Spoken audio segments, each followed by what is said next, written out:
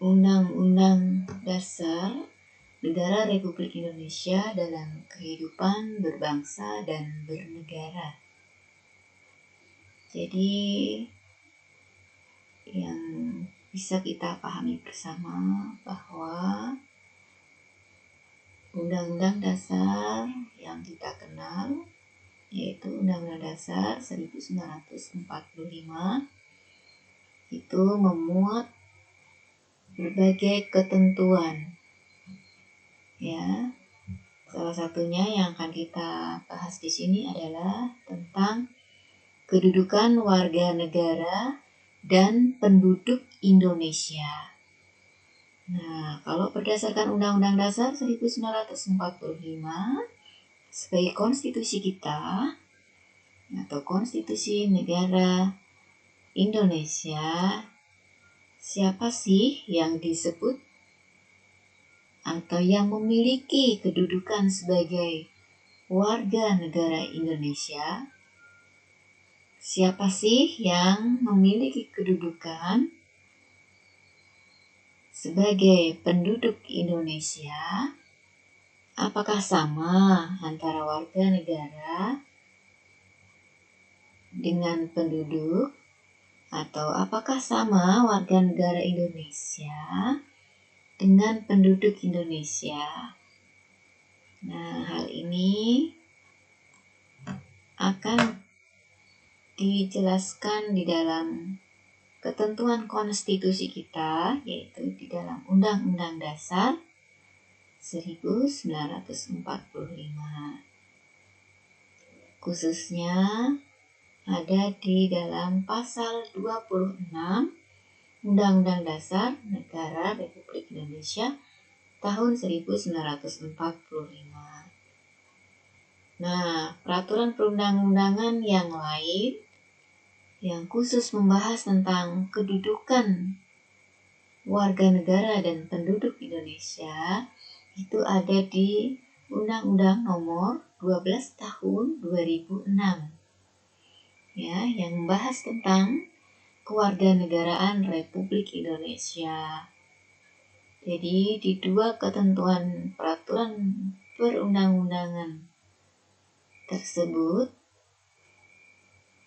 dijelaskan atau diatur tentang siapa sih yang memiliki status atau kedudukan sebagai warga negara Indonesia dan siapa sih yang memiliki status atau kedudukan sebagai penduduk Indonesia. Mari kita lihat. Nah, di pasal 26 ya ada dijelaskan bahwa warga negara ialah orang-orang bangsa Indonesia asli dan orang-orang bangsa lain yang disahkan dengan undang-undang sebagai warga negara. Nah, dari pernyataan ini pasti sudah jelas ya bahwa yang menjadi warga negara Indonesia itu bisa saja berasal dari orang-orang bangsa Indonesia asli atau bisa jadi dari orang-orang bangsa lain, ya. Mungkin ada kebangsaan Arab, kebangsaan India, kebangsaan Cina. Nah, itu mungkin sering kita lihat ya.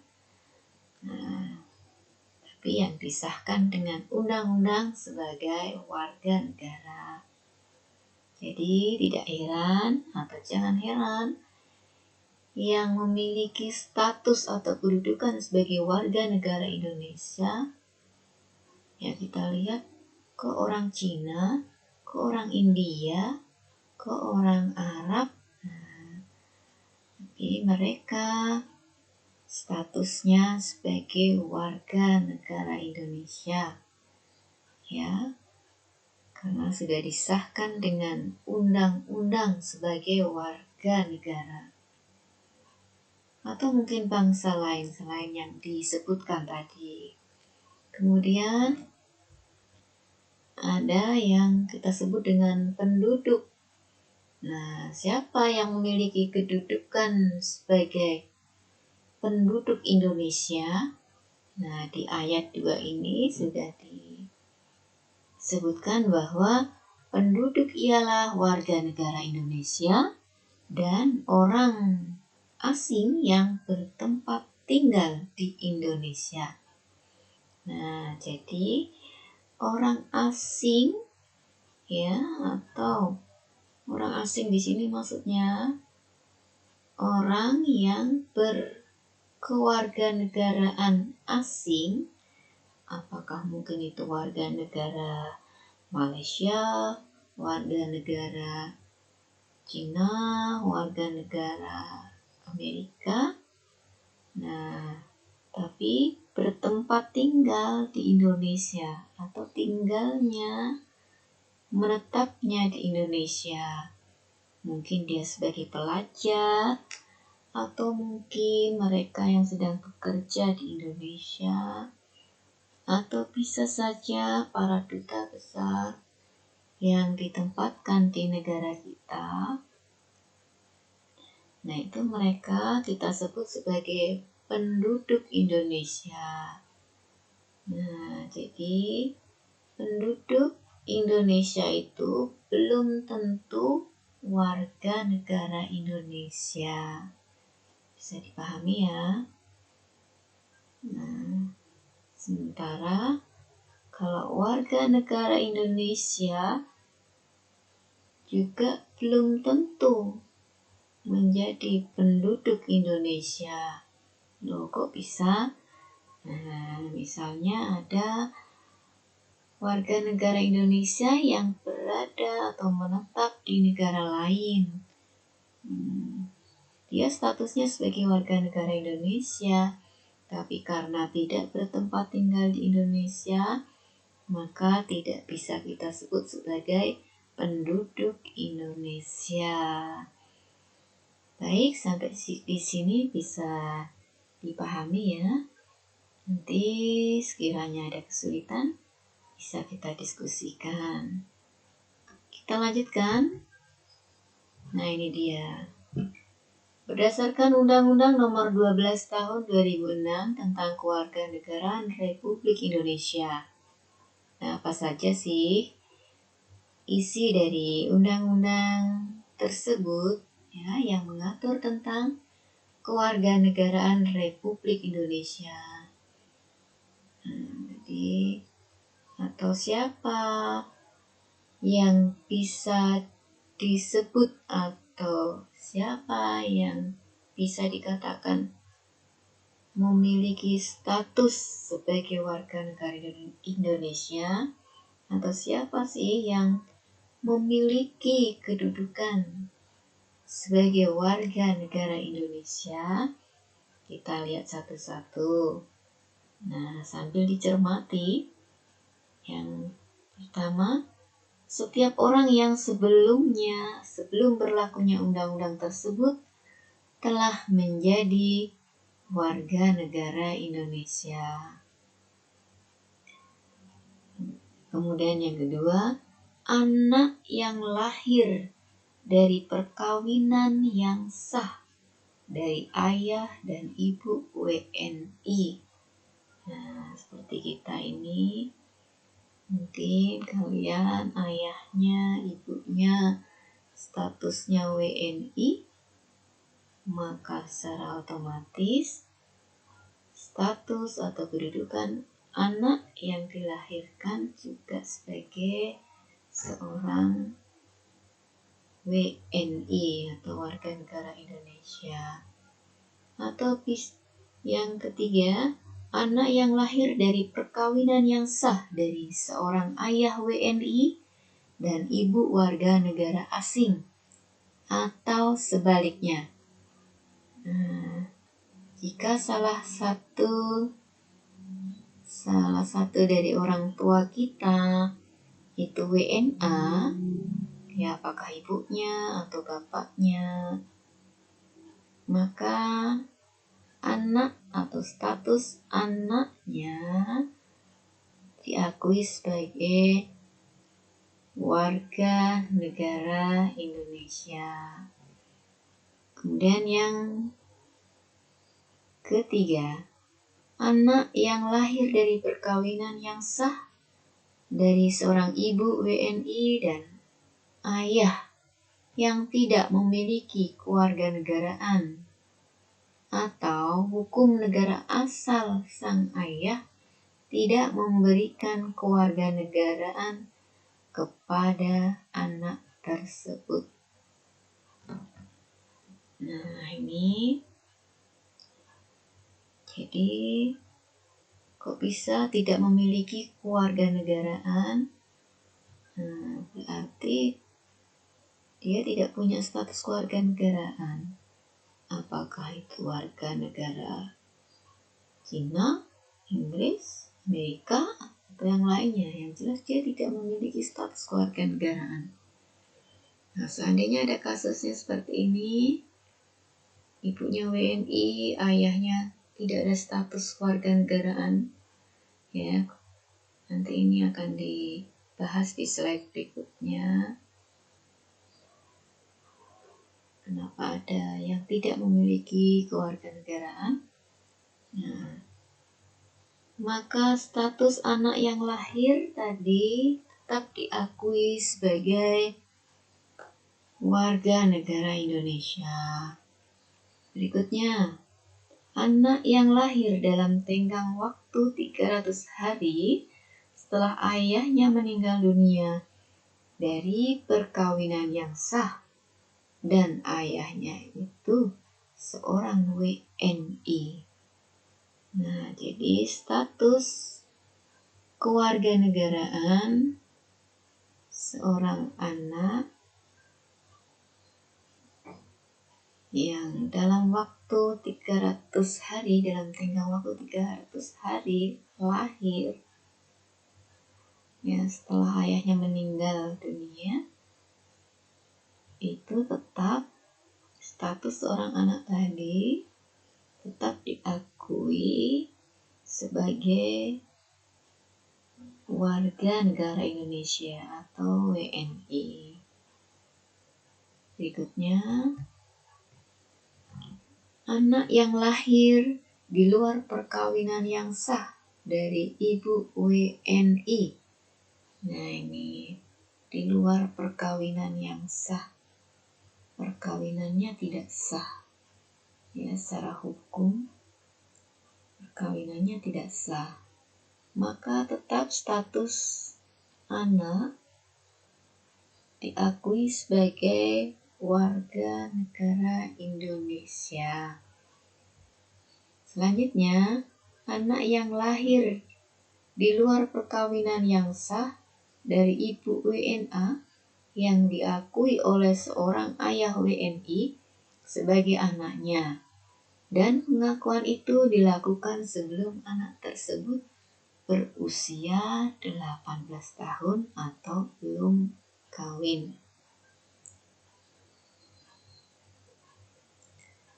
Nah, jadi ibunya WNA, ayahnya WNI. Nah, kemudian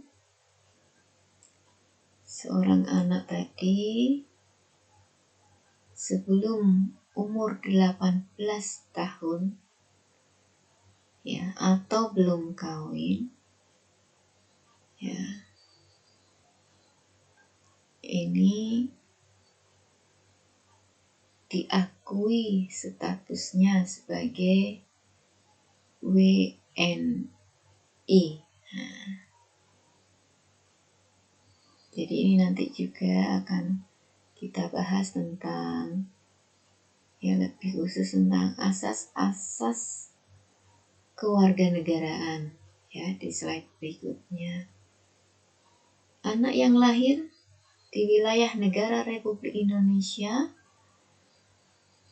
yang pada waktu lahir tidak jelas status kewarganegaraan ayah dan ibunya.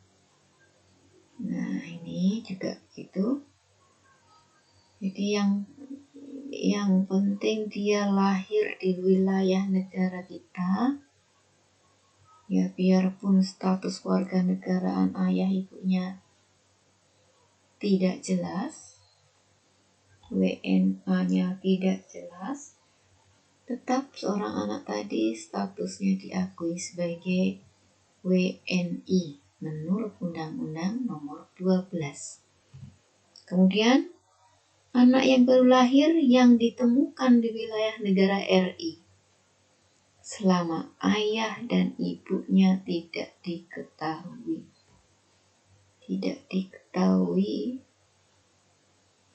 apakah dia warga negara Indonesia atau warga negara asing. Nah, ini tetap status anak tersebut diakui sebagai warga negara Indonesia.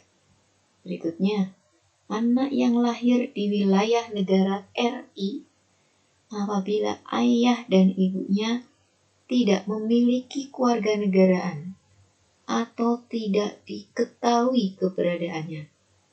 Nah, kalau kondisinya seperti ini kasusnya, tetap anak tersebut memiliki atau diakui statusnya atau kedudukannya sebagai warga negara Indonesia. Kemudian anak yang dilahirkan di luar wilayah Republik Indonesia dari ayah dan ibu WNI yang karena ketentuan dari negara tempat anak tersebut dilahirkan memberikan kewenangan memberikan kewarganegaraan kepada anak yang bersangkutan. Seandainya ada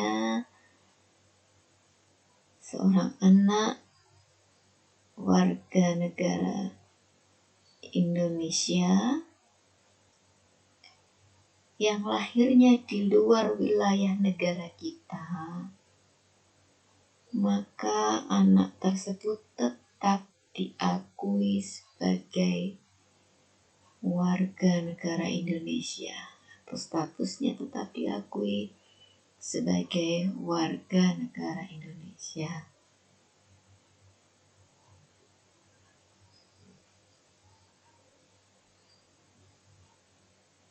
Berikutnya, anak dari seorang ayah atau ibu yang telah dikabulkan permohonan kewarganegaraannya, kemudian ayah atau ibunya meninggal dunia sebelum mengucapkan sumpah atau menyatakan janji setia. Jadi seandainya ada warga negara asing yang mengajukan permohonan untuk menjadi warga negara Indonesia, meskipun belum mengucapkan sumpah atau menyatakan janji setia, maka anak tersebut statusnya akan diakui sebagai warga negara Indonesia. Baiklah anak-anakku, berikutnya ini kita akan membahas tentang asas-asas kewarganegaraan. Jadi, asas-asas kewarganegaraan ini adalah sebuah prinsip atau sebuah ketentuan yang diberlakukan oleh suatu negara di dalam menentukan status kewarganegaraan seseorang. Jadi, setiap negara itu pasti akan memiliki sebuah asas kewarganegaraan dalam hal menentukan status kewarganegaraan seseorang. Nah, asas-asas kewarganegaraan ini kita mengenal ada 2. Secara umum kita mengenal ada 2 asas, yaitu asas jus sanguinis dan asas jus soli. Nah, asas jus sanguinis atau asas keturunan ini artinya jika sebuah negara atau suatu negara menerapkan asas jus sanguinis dalam menentukan status kewarganegaraan seseorang, maka dia akan melihat dari keturunannya.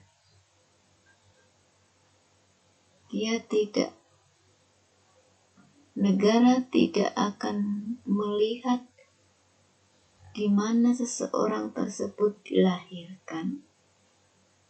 Yang penting dia merupakan keturunan dari warga negara tersebut, maka akan tetap diakui status atau kedudukannya sebagai warga negara tersebut. Nah, salah satu contoh negara yang menganut asas jus sanguinis yaitu Cina, Jepang, ya. Jadi prakteknya mereka warga negara Cina atau Jepang, seandainya salah seorang warga negaranya melahirkan seorang anak di luar wilayah negaranya, maka anak tersebut tetap diakui sebagai warga negara Cina. Apakah dia lahir di negara Amerika, lahir di negara Indonesia, akan tetap diakui sebagai warga negara Cina. Karena Cina menganut asas jus sanguinis. Berikutnya ada asas jus soli, yaitu asas tempat kelahiran. Nah, asas jus soli ini adalah asas tempat kelahiran. Maksudnya, jika suatu negara menganut asas jus soli atau asas tempat kelahiran, maka siapapun atau dari warga negara manapun yang lahir di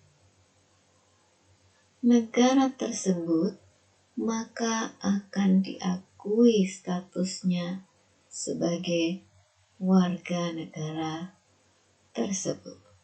Misalnya,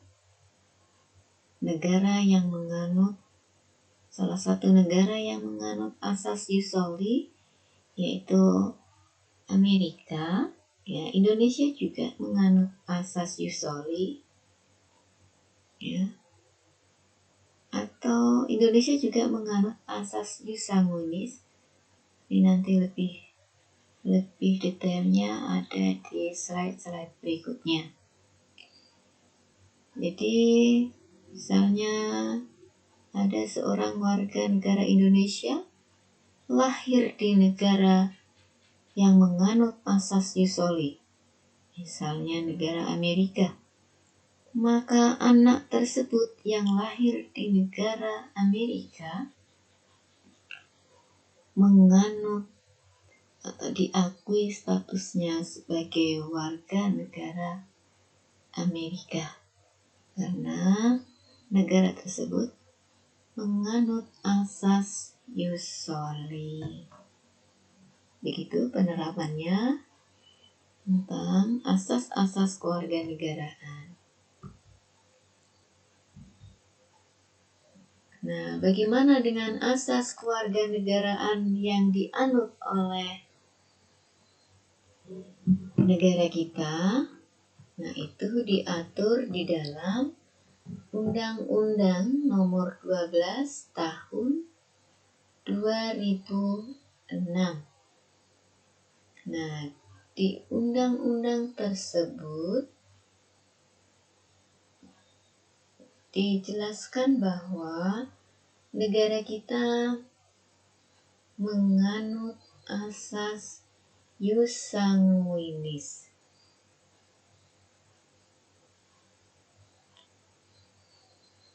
Jadi, meskipun ada warga negara Indonesia lahir di negara lain, itu tetap diakui sebagai warga negara Indonesia.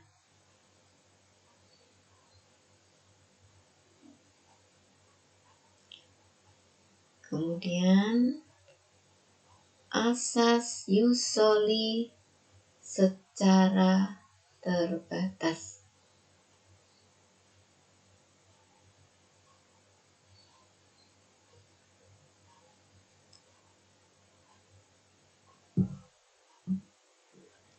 Maksudnya, asas yang menentukan kewarganegaraan seseorang berdasarkan negara tempat kelahiran yang diberlakukan terbatas bagi anak-anak sesuai dengan ketentuan yang diatur undang-undang.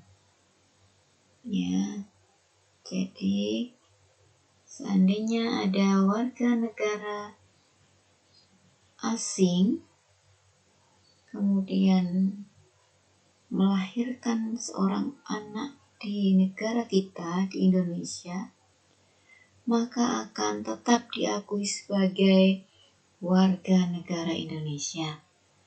Hanya statusnya terbatas, dibatasi sampai dengan umur 18 tahun, itu seorang anak tersebut diminta untuk memilih salah satu kewarganegaraan yang akan dimiliki. Ya, seandainya ada warga negara asing, warga negara Amerika misalnya, ternyata dia melahirkan seorang anak di Indonesia, maka anak tersebut statusnya menjadi warga negara Indonesia, tapi hanya dibatasi sampai dengan umur 18 tahun. Selebihnya harus memilih status kewarganegaraan. Apakah akan memilih menjadi status warga negara Indonesia atau warga negara Amerika? Nah, harus memilih salah satunya. Karena asas kewarganegaraan yang kita anut selain sanguinis, ius soli, juga ada asas kewarganegaraan tunggal. Hanya satu status kewarganegaraan yang boleh dimiliki oleh warga negara Indonesia. Dan asas kewarganegaraan ganda terbatas.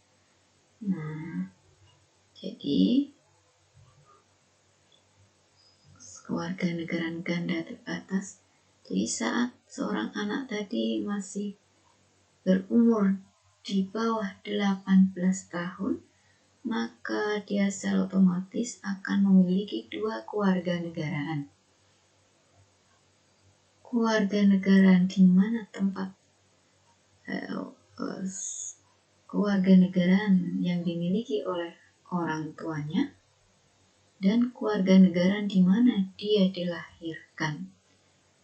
Ganda, tapi hanya terbatas sampai dengan umur 18 tahun. Ya, setelah itu harus tunggal, harus memilih salah satunya. Nah, ini jadi 4 asas ini sebenarnya merupakan kesimpulan dari Undang-Undang Nomor 12 Tahun 2006 yang sebelumnya kita bacakan. Ya, berarti ada 4 asas kewarganegaraan yang dimiliki oleh negara Indonesia. Berikutnya, status kewarganegaraan seseorang itu ada kemungkinannya apatride atau bipatride.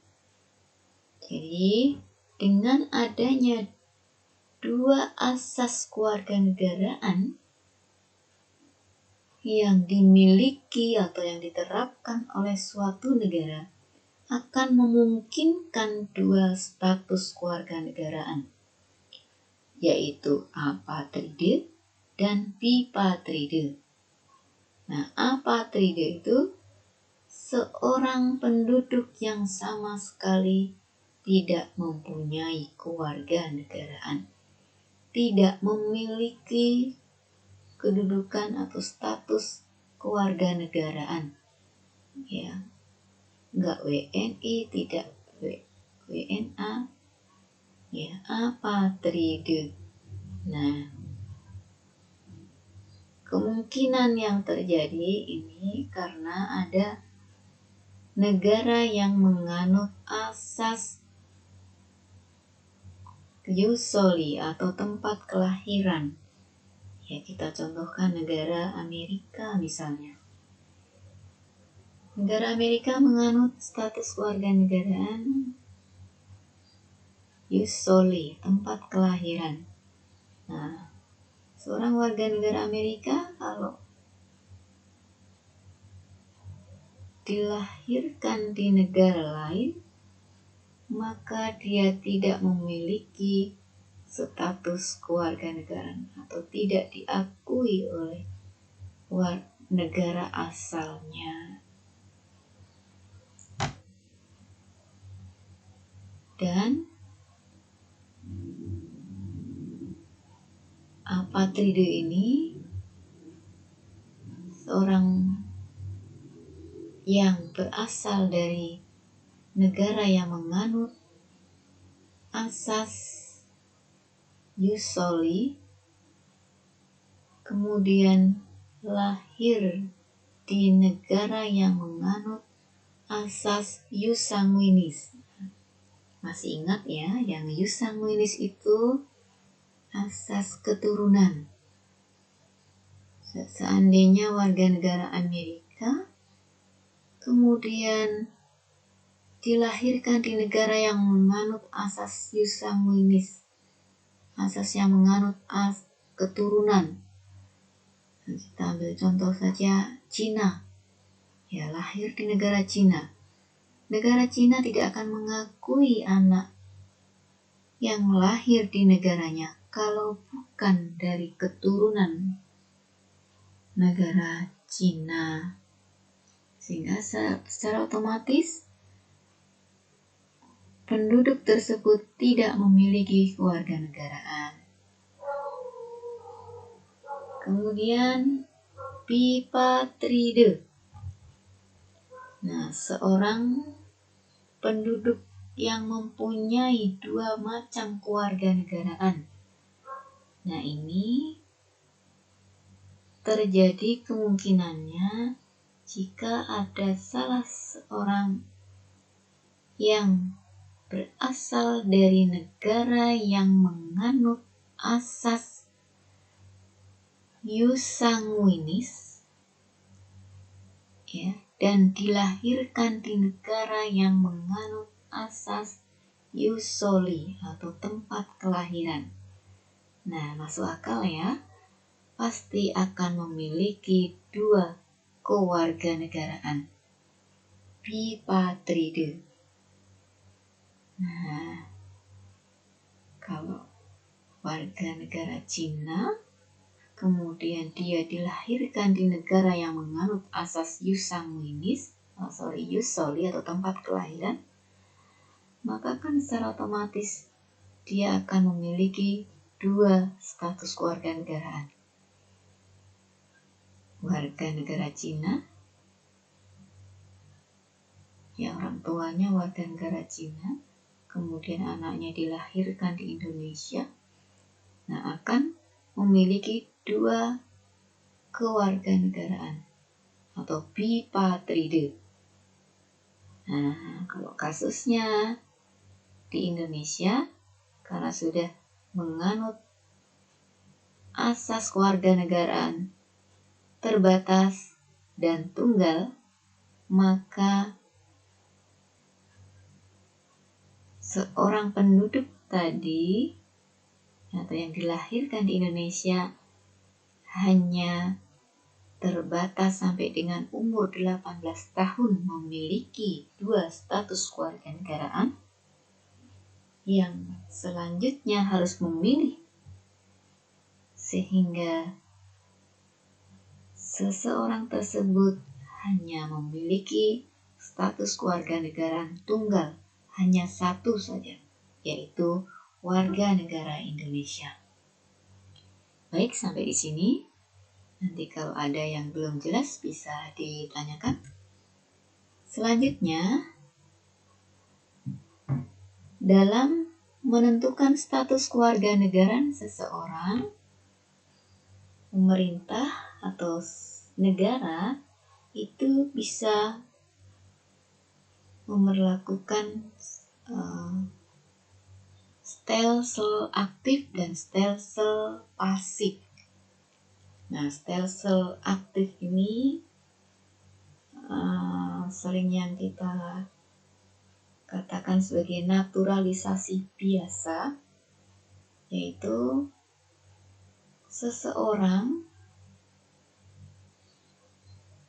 memiliki atau mengajukan permohonan menjadi warga negara Indonesia itu atas permintaan sendiri, keaktifan kita sendiri, keaktifan warga negara asing itu sendiri.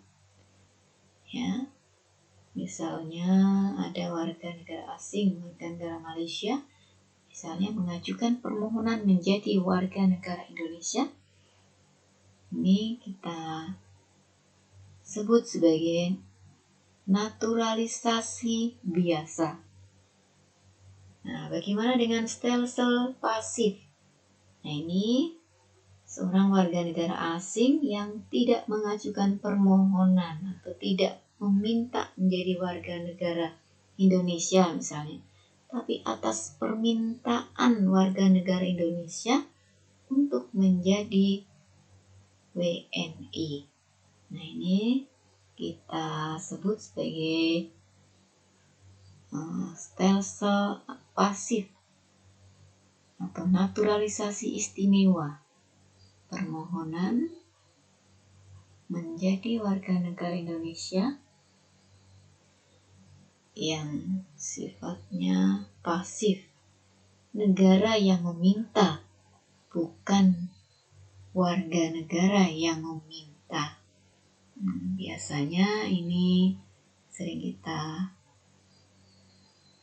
dengar karena dia memiliki keistimewaan, kelebihan. Sebuah negara atau negara kita meminta untuk menjadi warga negara Indonesia. Ya, pemain bola terkenal punya keistimewaan. Yes. Kemudian, karena adanya penentuan status kewarganegaraan, maka ada istilahnya hak opsi. Kemudian ada istilahnya hak repudiasi. Jadi hak opsi itu maksudnya hak untuk memilih suatu kewarganegaraan. Ini jadi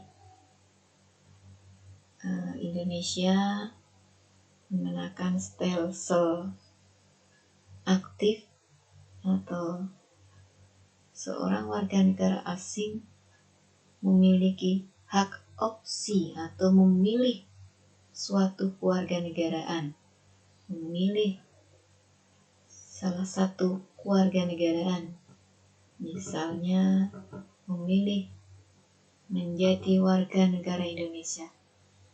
Ya, itu artinya hak opsi atau hak memilih. Kemudian ada yang namanya hak repudiasi. Jadi ini untuk yang stelsel pasif atau mereka yang